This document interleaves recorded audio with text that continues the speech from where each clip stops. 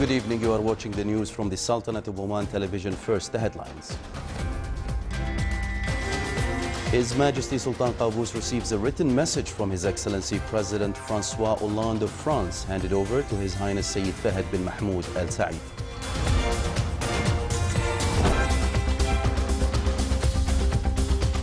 His Majesty the Sultan receives a written message from the Secretary General of the United Nations, handed over to His Highness Sayyid As'ad bin Tariq Al Said.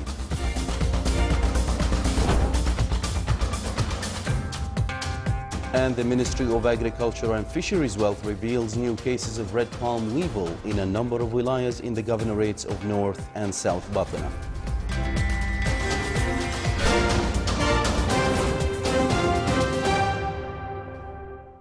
Those were the headlines. Now for the news in detail.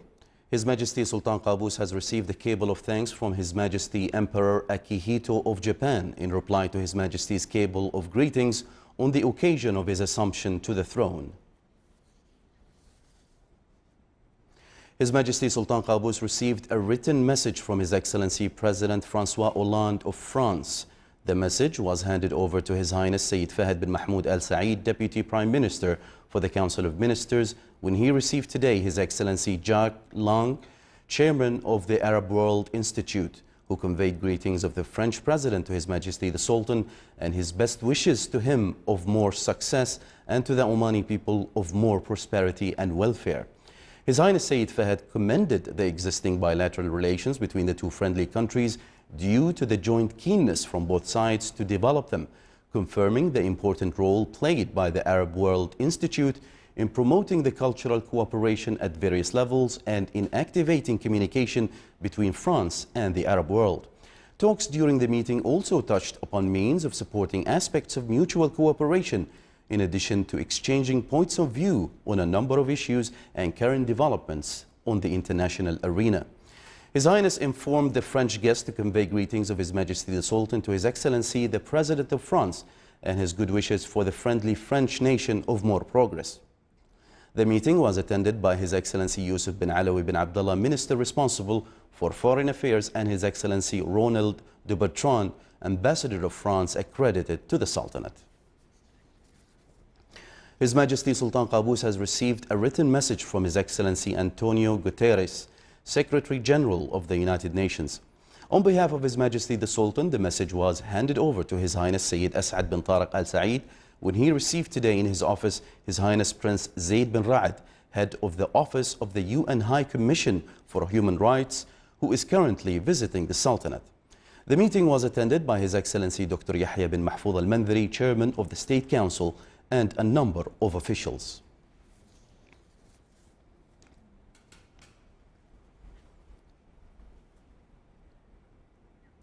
His Highness Prince Zaid bin Ra'ad, head of the Office of the UN High Commission for Human Rights, praised the Sultanate's initiatives in the joining and ratification of international charters and agreements of human rights, such as the agreement of the elimination of all types of discrimination against women. That came when he was received by His Excellency Dr. Yahya bin Mahfouz Al-Mandhari, Chairman of the State Council, in his office today. His Excellency also hailed the Sultanate's pivotal role and its appreciated endeavors to find peaceful solutions for crises in the region.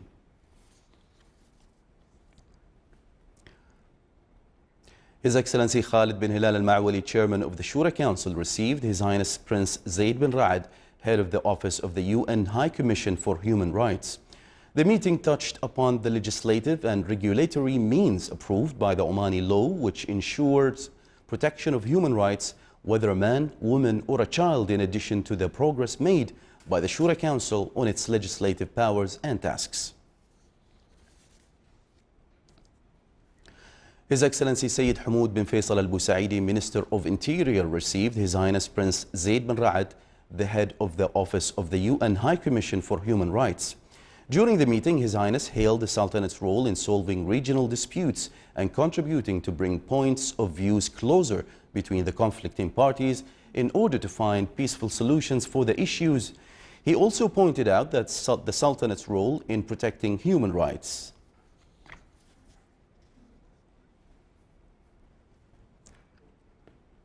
His Excellency Dr. Abdullah bin Muhammad al-Saidi, Minister of Legal Affairs, also received His Highness the head of the Office of the UN High Commission for Human Rights.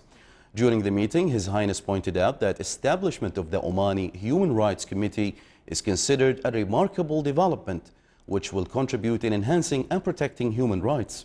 He also praised the efforts exerted by the Sultanate in this field and spreading peace around the world.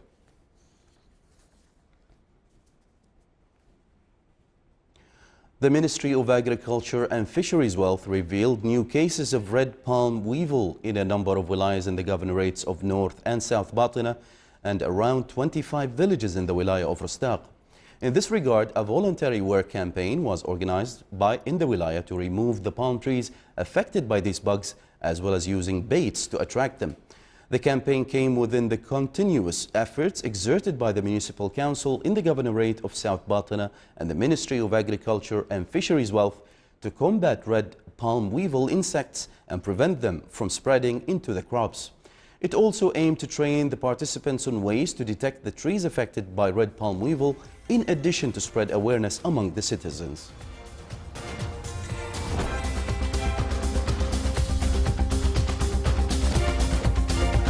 Still to come in our news bulletin. A cyclist from Germany arrived in Muscat after crossing thousands of miles on cycle from China.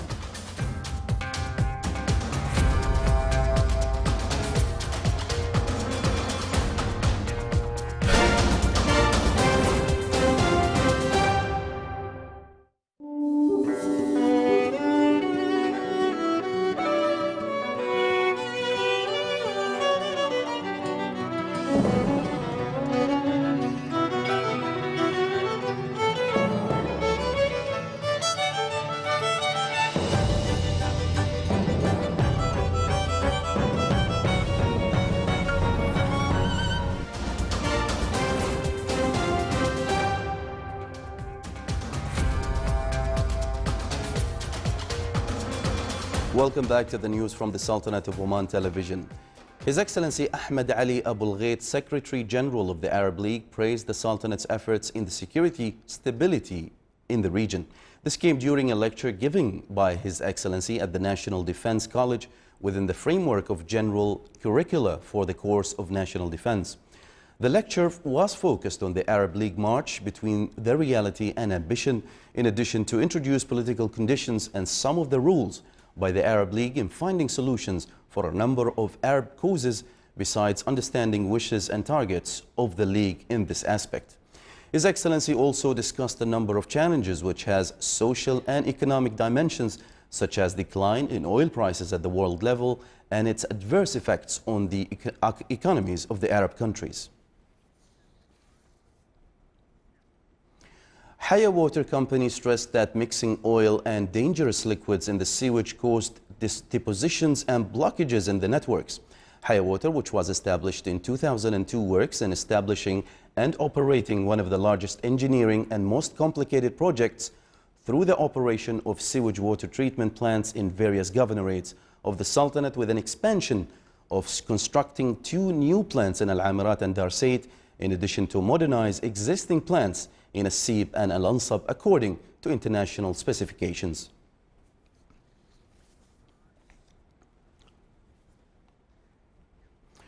The 6th edition of Ru'ya Economy Award was inaugurated today. The award aimed to highlight successful models in the Sultanate in the projects of investment and small and medium size, in addition to women home projects and social responsibility initiatives, besides government and private sector projects that contribute in providing added value to the economy sector in the Sultanate.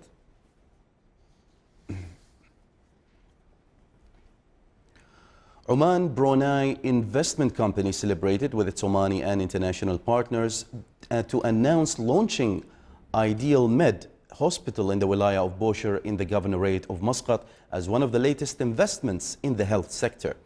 The project will be established in 10,000 square meters with a cost of around 50 million Omani Riyals, and it will contain 100 beds and 43 clinics for different medical specialties. It also will give training and job opportunities for Omanis in various medical professions.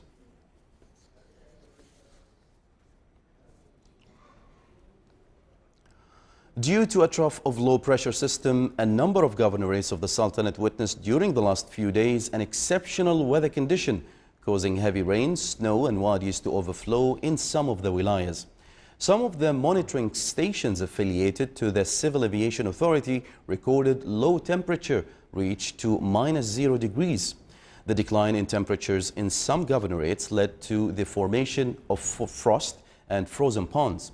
Al-Jabal Al-Akhdar in the wilaya of Nizwa, Jabal Shams in the wilaya of Hamra, Jabal Al-Khor in the wilaya of Bahla and Jabal Al-Surat in the wilaya of Ibri also had witnessed freezing of water in dams and ponds.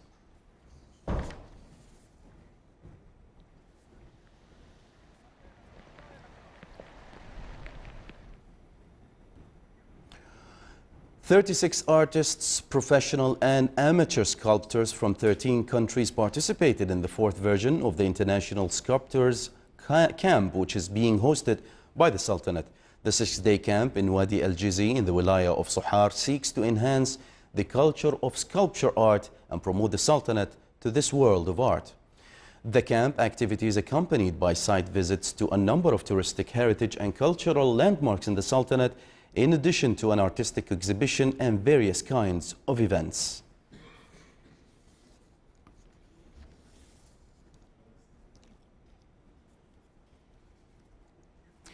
Matthias, a German cyclist, arrived in the Sultanate after crossing 11,500 kilometers cycling from China. More details in the following report by Abdullah bin Ahmed Al-Rubi'i. Matthias Nolden, an energetic young man from a small town called Alfter near Bonn, Germany, is seen cycling in Oman after crossing all the way from China.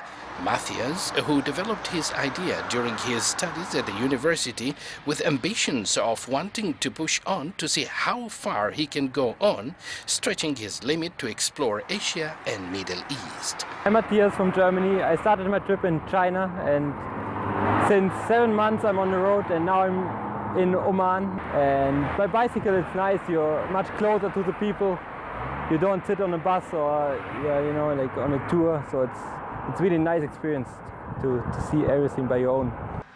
Soon after completing his studies at the University of Art and Design in Hell near Leipzig, Germany, he left to China for 1-year internship. After that, he arranged for his trip that took him 7 months long, cycling from China through Kyrgyzstan, Tajikistan, Uzbekistan, Kazakhstan, Azerbaijan, Iran, United Arab Emirates up to Muscat, crossing 11,500 kilometers, passing through various sceneries, cities, towns, villages, forests, valleys, rivers, farming villages.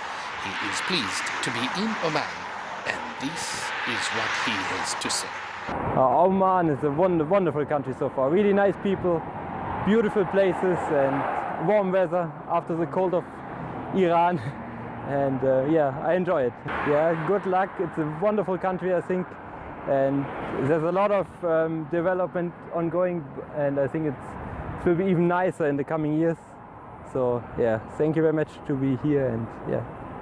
About the route he took, he said, all across Central Asia, Iran, and then to Dubai, and now I'm here in Oman, and yeah, I will see how it goes. Now I will go around Oman for a couple of weeks and then go back to Iran and continue all the way back to Germany where I live, and yeah.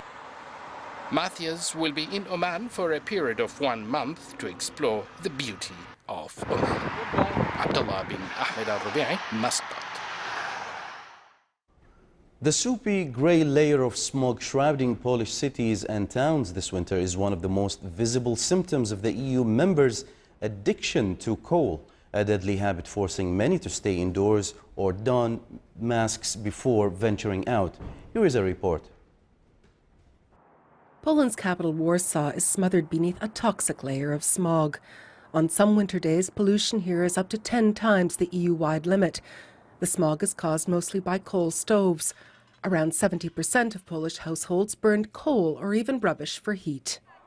Despite mounting health concerns, the government has vowed to continue using domestic coal for heat and electricity. I've got allergies, and as soon as I go outside, I can smell this stink, this pollution. I cough all the time and get headaches.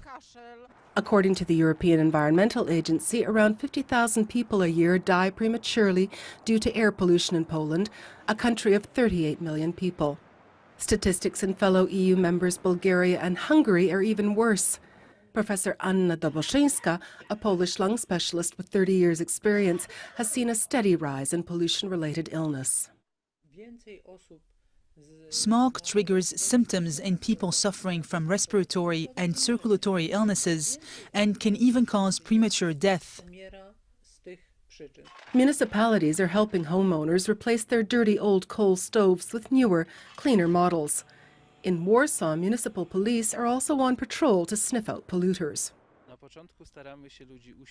First of all, we try to make people understand the problem and we impose small fines, for example the equivalent of 23 euros. It's very rare that the same person burns garbage again, but if they do, the fine can be 5 times as high. If this doesn't work, the case is sent to court. In January, patrols checked 2,300 households in the Warsaw area and issued 160 fines for burning rubbish.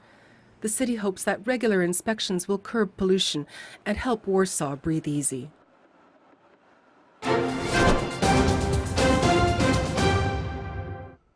Now for the general weather forecast around the Sultanate. Cloudy skies will prevail over most of the governorates and a noticeable drop in temperature with chances of dust raising wind over the desert areas. Winds will be northwesterly light to moderate. Seas will be slight with a maximum wave height of 1.25 meters.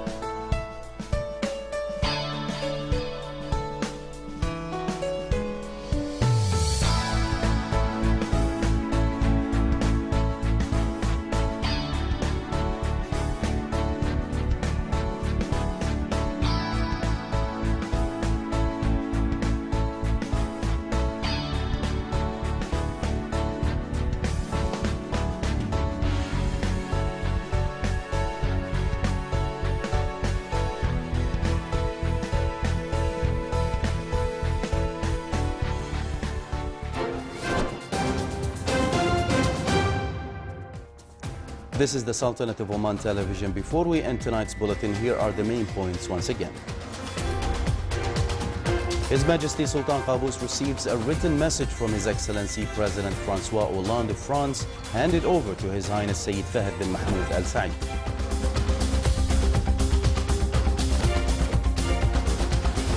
His Majesty the Sultan receives a written message from the Secretary General of the United Nations, handed over to His Highness Sayyid As'ad bin Tariq Al Said. And the Ministry of Agriculture and Fisheries Wealth reveals new cases of red palm weevil in a number of wilayas in the governorates of North and South Batna.